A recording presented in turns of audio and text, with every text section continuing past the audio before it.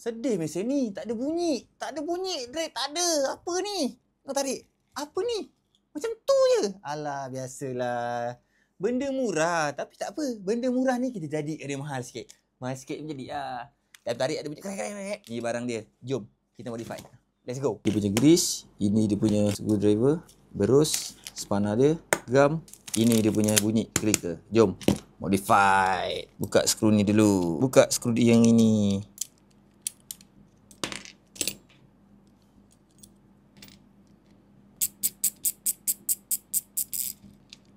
Ting. Keluarkan benang ni. Lupa pula nak keluarkan benang. Ni, buka je. Skru bawah ni pun buka sekali. Dalam ni ada lagi skru. So, buka sekali.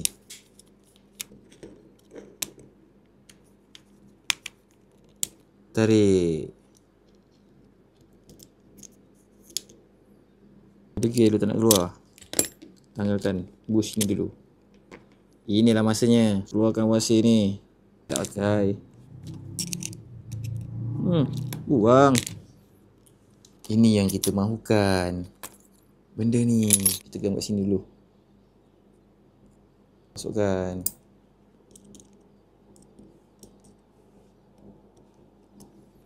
Tepek sikit. Spring dia ada dibagi dua. Satu dah pasang, satu belum. So kita pakai yang dah ada je. Ini kita stimban je lah. Kot-kot dah patah kita guna. Masukkan yang ni. Tolak masuk dalam.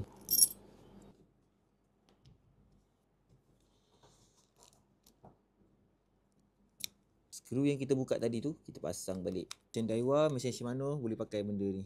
Ini aku tak tahu brand apa. Tak ada brand langsung. Mesin RM70 ke RM50 ni aku beli dekat TikTok. Decking ni pasang balik. Ni kita pasang.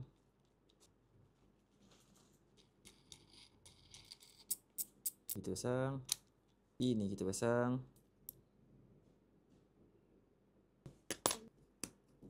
Siap. Baru ada bunyi, brother. Tadi tak ada bunyi langsung. Tapi lepas ni kau dengar. Baru lentik, brother. Kat bawah tu aku dah sediakan dah. Ni. Buang. Dah tak pakai. Malah lah cerita.